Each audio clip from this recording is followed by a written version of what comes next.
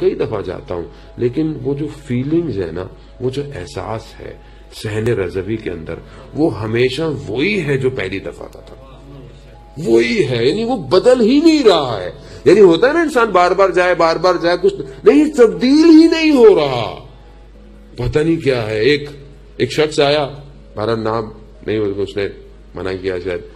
وہ زیارت پر گیا، زیارت کے بعد اس کا میرے پاس فون آیا، کہتے ہیں قبلہ میں حرم میں تھا، ایک بہت عجیب واقعہ میرے ساتھ ہوا. کیا تھا بھی آپ نے محسوس کیا؟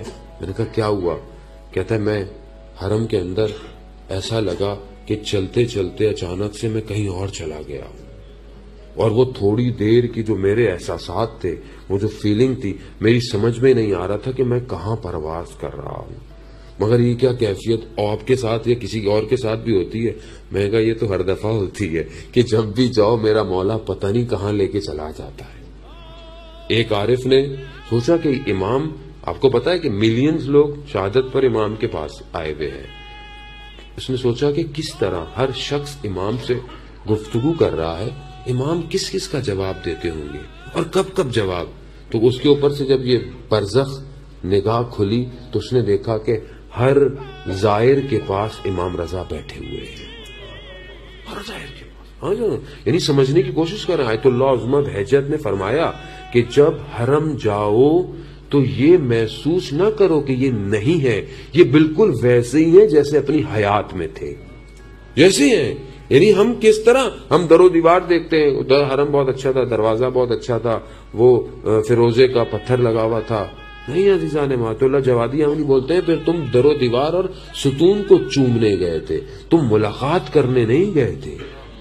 ملاقات کرنے والا اپنے دل سے ملاقات کرتا ہے کہ جیسے میں دربار میں جا رہا ہوں اور لگا ہوا دربار ہے، میرا امام مسند پر بیٹھا ہوا ہے، اس طرح میں ٹوٹا پھوٹا جاؤں، شکستہ حالت میں استغفار کرتا ہوا جاؤں. یہ وہ ہستیاں ہیں کہ جو ابھی لب ہلتے نہیں ہماری فریادوں کو سن لیتے ہیں.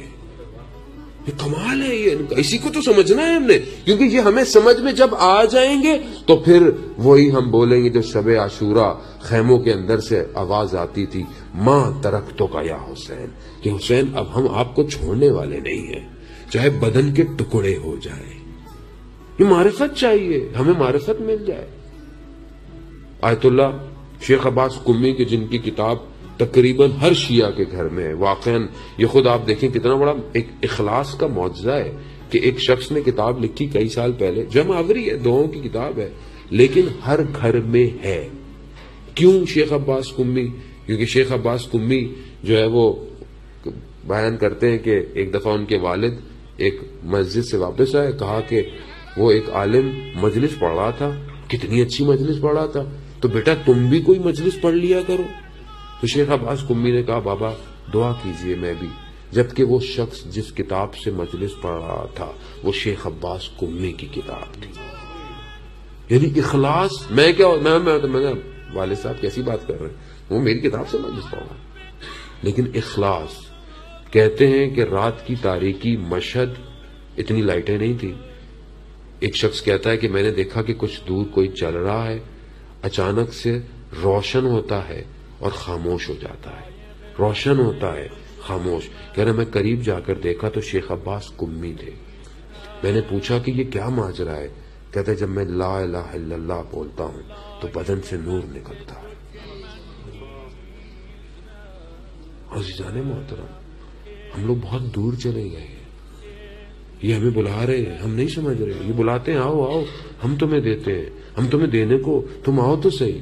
لیکن ہم وہاں جا کر بھی اپنی دنیا میں ہیں. ہوٹل اچھا ہو، یہ اچھا ہو، وہ اچھا ہو، یہ اچھا ہے، کھانا کیسا ہو، یہ کیسا ہے، زری پہ ہاتھ لگ گئی نہیں لگ گئی، یہ ایک دوسرے کو آگے بتا رہے ہوتے میں 4 دفعہ زری کو ہاتھ لگایا، میں نے 6 دفعہ زری کو ہاتھ لگایا. عزیزان محترم، ارے امام کی معرفت لے لیجئے.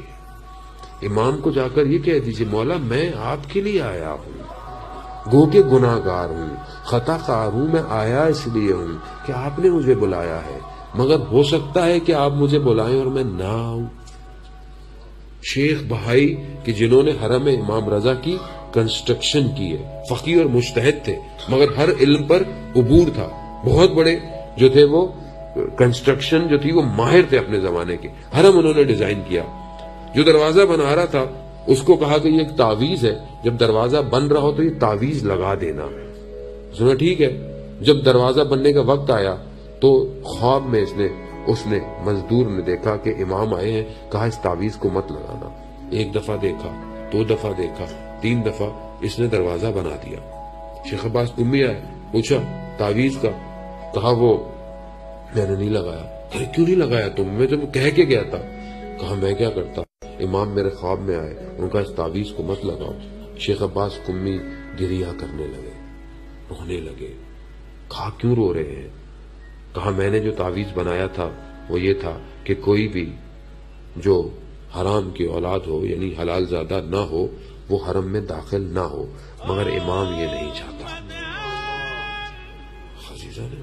رؤوف کہتے ہیں امام کو, رؤوف